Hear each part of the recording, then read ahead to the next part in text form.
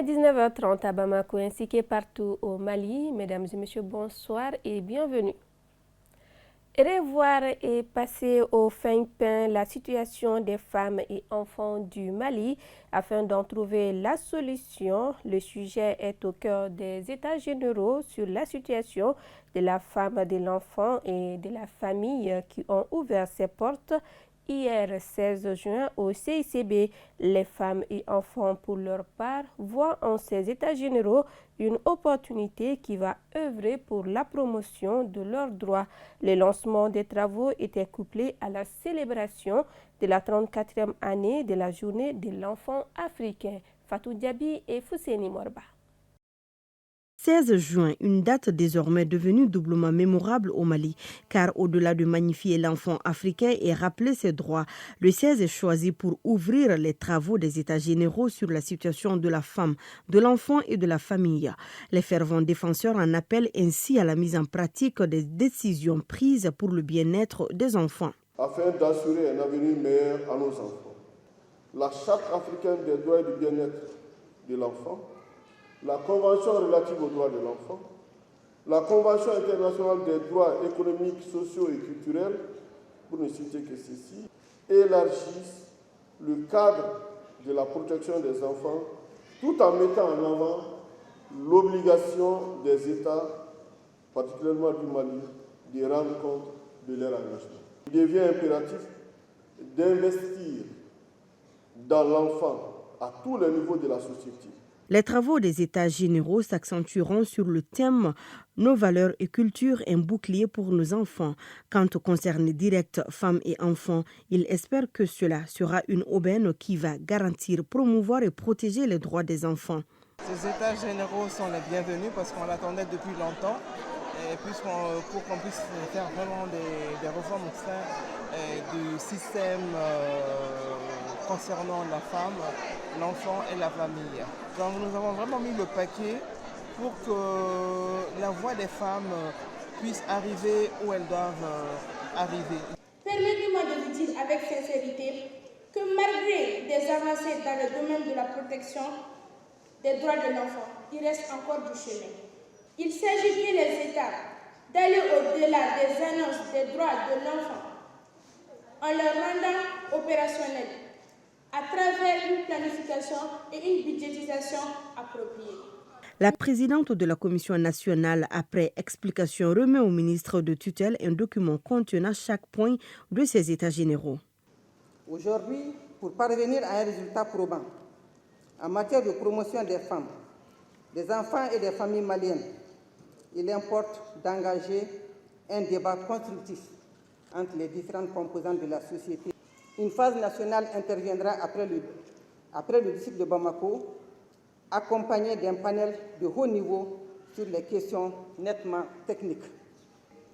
Je voudrais rappeler qu'au cours des travaux, 5 axes thématiques ont été définis par la Commission pour être soumis à discussion lors des concertations régionales et nationales, à savoir axe 1, gouvernance, genre et autonomisation de la femme et de la fille, axe 2, protection et promotion de l'enfant, axe 3, promotion de la famille, axe 4, violence à l'encontre des personnes, y compris les violences basées sur le genre, et enfin, dernier axe, les questions transversales.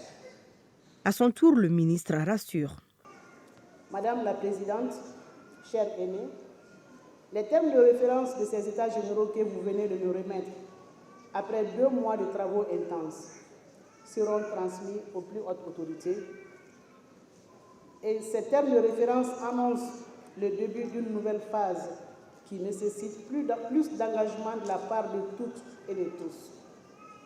À cet effet, je puis vous assurer que toutes les dispositions seront prises pour le bon déroulement des phases de ces États généraux. Ainsi, où que se trouvent femmes et enfants du Mali, leurs avis et préoccupations seront prises en compte dans le document final. La délinquance juvénile est l'une des préoccupations récurrentes dans notre société. Aujourd'hui, c'est un phénomène qui prend de l'ampleur ici à Bamako. Les conséquences sont palpables et créent un climat de crainte au sein de la population. Pour mieux s'imprégner de ce phénomène, une équipe de reportage dirigée par Aïssata Koumakane est allée à la rencontre de certains acteurs qui luttent contre cette pratique. Suivons. Agression, violence verbale, intimidation ou encore pratiques violentes meublent le quotidien de certaines couches juvéniles de la capitale malienne. Ici, en commune 4 du district de Bamako, certains quartiers sont minés par des actes peu recommandables d'enfants de moins de 18 ans. En réalité, en commune 4, les phénomènes qui se passent partout au Mali. La crise d'adolescence, pour ceux qui ont été à l'école des enseignants et ceux qui savent, il y a une période où les enfants arrivent à maturité. Ça s'appelle la crise d'adolescence, l'âge de la puberté. Les enfants cherchent à s'imposer. Tout le monde passe par cette période-là. Les enfants cherchent à dominer leur environnement. Quand vous voyez ces phénomènes-là, généralement, ils prennent naissance dans la prise des stupéfiants. Et nous, on a fait quartier par quartier, et l'occasion de remercier certaines associations, la société civile, les chasseurs, la coordination des chefs de quartier, la CAFO, et tout le monde a eu à participer à ce phénomène. C'est lors des événements culturels et des rassemblements des jeunes que tout commence, nous témoigne Ousmane Kone qui a vécu dans le milieu. Aujourd'hui, le repenti Kone a même créé une association de lutte contre la délinquance juvénile. Je dis que c'est dû à la famille, c'est toujours dû à la mère et le père. Si la mère, à un moment donné, oublie ces châtiments d'avoir cet lien entre lui et son enfant, que ce soit garçon ou femme, je pense que s'il y a vraiment un attachement, quelqu'un soit de la famille, je pense qu'on ne va jamais se retrouver dans la rue. Et parfois, il peut se faire que la mère n'est pas là, le père n'est pas là, donc ces frères qui devront vraiment prendre soin de toi tel qu'il le faut, et ils ne remplissent pas leur part. Moi, j'inviterais même toute la population à s'approcher de ces gens pour vraiment savoir quel est leur problème. Parce que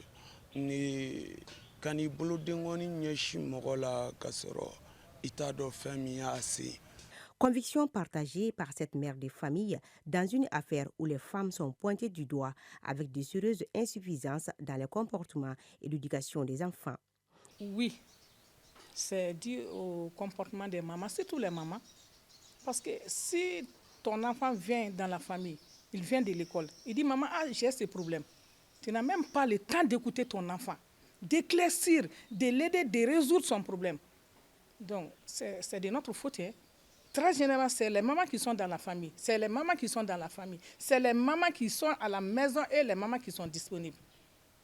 Donc, c'est la faute aux mamans. Et je lance un appel à toutes les mamans d'aider les enfants, d'écouter les enfants, soutenir nos enfants. La couche concernée qu'est la jeunesse s'est dit prêt à accompagner cette lutte qui prépare l'avenir d'un pays. Nous jeunes, nous sommes en train de nous associer à nos forces de sécurité et pour dénoncer et sensibiliser aussi les parents à dénoncer le comportement de leurs enfants. En somme, pour vaincre ce mal à milieu jeune, il faut l'implication de tous et de chacun. Car aucun pays ne se développe sans sa jeunesse et il n'y a pas de bonne vieillesse sans une jeunesse saine. Parlons à présent culture. Le répertoire de la musique malienne est très riche et varié et il est important de sauvegarder ses valeurs ancestrales. C'est le cas de la chanson Sounou Maye qui veut dire Sounou n'est pas présente. Elle fait partie du grand répertoire musical de la région de Kaye, chantée par l'orchestre Sossi de Djamou. Dans le temps, cette chanson a été un facteur de paix et de cohésion sociale entre deux communautés. La rédaction de ORTM2 a décidé de faire un zoom sur cette chanson afin de montrer la diversité culturelle du Mali et c'est un dossier signé Mamoudou Danté. Folklore du terroir relevant de la première région, la chanson Sounou, diminutif du nom Sounoukun pour d'autres, Sounou Maye en malinké, qui veut dire Sounoukun n'est pas présente, a été un véritable facteur de paix et de cohésion sociale dans le temps. D'abord, ce n'était pas une chanson à l'origine, c'était une danse qui est de Kaye. C'est dans la région de Kaye, c'était Mandengulu. Et après, c'était Mandé Djembe. Et ensuite, nous sommes venus, qui est la dernière version, qui est Sunu Maye. Aujourd'hui, au Mali, ils sont plusieurs jeunes qui ignorent encore l'origine de la chanson qui, au départ, était une danse du tiroir pour dénoncer une situation dans la société en vue de trouver une solution. C'était deux jeunes danseurs. Sunugun, c'était la meilleure danseuse de Djembe. Et Bakary Fofana était le meilleur danseur jeune de Djembe. Il s'est trouvé qu'il y avait un antécédent d'histoire entre la communauté de Bakary Fofana et la communauté de Sunugun, les Kakolo et les Dabo. Et après cette guerre, ces deux familles ont décidé de ne pas se marier, de ne pas même s'aimer, à plus forte raison se marier. C'est comme s'il y avait un serment entre eux de ne pas se marier. Avec l'arrivée de ces deux jeunes, de plus, le rapprochement crée l'amour. Voilà. Donc, ils étaient les plus chuchotés du village, ils dansaient ensemble et finalement, ils sont tombés amoureux l'un de l'autre. Et le moment où la famille de Sunugun a su que Sunugun est tombée amoureuse de Bakary, et la jeunesse a commencé à s'inquiéter et la jeunesse s'est introspectée pour savoir qu'est-ce qui est arrivé à Sunugun. Donc, toujours, il y a quelqu'un qui file des petites informations par rapport à des situations.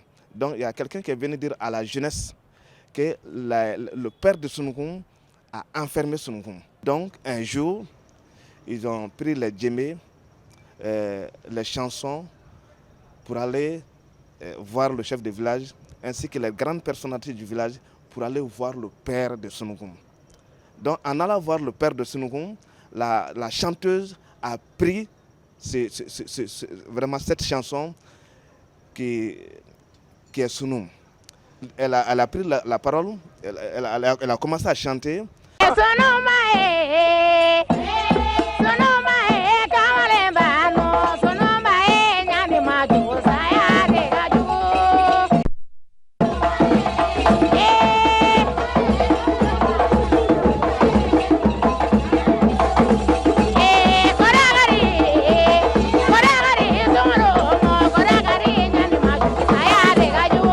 Donc, c'est comme ça, le chef de village s'est ajouté à eux, ils sont allés voir le père de Sunugun. Donc, d'aller le prier, d'aller parler, le père a accepté. Et ce jour-là, le père a fait sortir Sunugun et donné ça au chef de village, ainsi que toute la jeunesse du village. C'est là où le nom Sunu est venu. C'est ce jour-là que cette danse a pris le nom Sunu, ainsi que la chanson. Donc ça a été un facteur de paix et de cohésion sociale entre les deux communautés. Il y avait une guerre entre eux, donc c'est l'affaire de Sunugun et de Bakary qui ont mis fin à cette histoire séculaire qui était entre eux. Plusieurs années après la version de l'orchestre Sosi de Djamou, la chanson Sunu a inspiré plus d'un dans le répertoire malien. C'est le cas de Massamou Wele Diallo, professeur de musique, qui a chanté une nouvelle version en 1968. Il ne s'appelle pas Sunu, mais qui s'approche à Sunu, qui s'appelle Sulumba.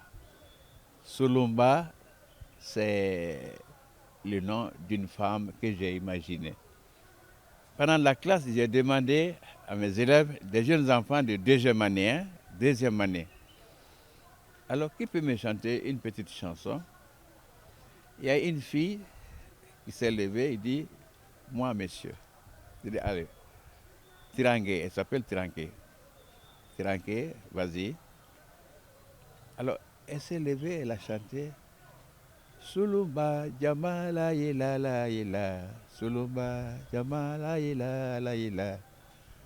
Et puis elle a chanté, comme c'est une enfant, elle a chanté. Mais moi, ça m'a tiqué l'esprit. Comme chanteur, comme chef d'orchestre du Super Monoban de Bougouni. J'ai réfléchi. Cette chanson, ça me marque un peu là. Est-ce que je ne peux pas reprendre cette chanson avec une nouvelle version, une version qui est la mienne? Eh bien, la nouvelle version de Sounou va s'inscrire dans la sensibilisation des Maliens de l'extérieur de regagner le pays. Je me suis dit, cette chanson, je vais la reprendre en faisant une chanson dédiée aux Maliens qui sont à l'extérieur. Solomba Jamala Yelala Yela, Solomba Nebe Tagamali Dela. J'ai composé cette chanson comme ça pour essayer de sensibiliser. Dans les années 68-69, j'étais à Bougouni en ce moment. La culture a été toujours un puissant moyen de réunir les peuples autour d'un idéal commun sur fond d'une convivialité majeure pour un avenir radieux. Un mot des sports à présent, 5e édition de la finale de la Coupe du collectif des associations pour le développement communautaire, une manière pour l'association de rendre hommage à Ganglé Traoré, ancien maire de la commune de Dorodouma. Sur le terrain, l'équipe du FC Fanfan s'est imposée par 3-0 face au CMT Foot, une finale suivie par notre reporter Mamadou Doumbia. Comme l'a dit un écrivain, les morts ne sont pas morts. C'est dans cet esprit que le collectif des associations pour le développement communautaire CADC a dédié cette 5e édition à la mémoire de feu M. Ganglé Traoré, ancien maire de Dokodouma, salué pour son engagement envers sa commune. La finale a opposé le FC Fanfan en jaune au CMS Foot. Dès le coup d'envoi, Fanfan ouvre le score et garde l'avantage jusqu'à la pause. Cette compétition est l'occasion pour ces jeunes d'être vus partout dans le monde. C'est la raison pour laquelle même nous invitons beaucoup de personnalités pour qu'en réalité ces petits talents cachés puissent être découverts dans le monde. Au tout premier début, en réalité, le maire dans un premier temps, mon père, et dans un second temps, c'est le monsieur qui nous a toujours accompagnés. Il a été le parrain de toutes les compétitions. Même le parrain de cette compétition, malheureusement, mais lors des demi-finales, il a été arraché à notre affection. C'est une manière pour nous de lui remercier et de nous montrer notre soutien. En seconde période, le FC Fanfan se met à l'abri avec un deuxième et un troisième but. Le jeu s'anime davantage, mais le score reste inchangé. Score final 3-0 en faveur de l'équipe de Fanfan. Au chapitre des récompenses, l'équipe vaincue a reçu une enveloppe symbolique et l'équipe vainqueur est repartie avec un trophée et une enveloppe. On a gagné, je suis très content aujourd'hui. Donc je suis venu simplement vraiment en tant qu'ami et en tant que soutien du CADC et notamment aussi particulièrement pour rendre hommage à l'ancien maire Traoré de Dorodouma que je connais depuis plus de 15 ans. Les organisateurs ambitionnent d'élargir cette compétition à l'ensemble des communes de Bamako pour en faire un rendez-vous majeur du football communautaire. Et c'est ce qui met fin à cette édition. Merci à vous de nous avoir suivis. Ne zappez surtout pas juste après moi les journaux en Bamanankan. Et ce soir, c'est une présentation de Oumou Diarra. Très bonne soirée.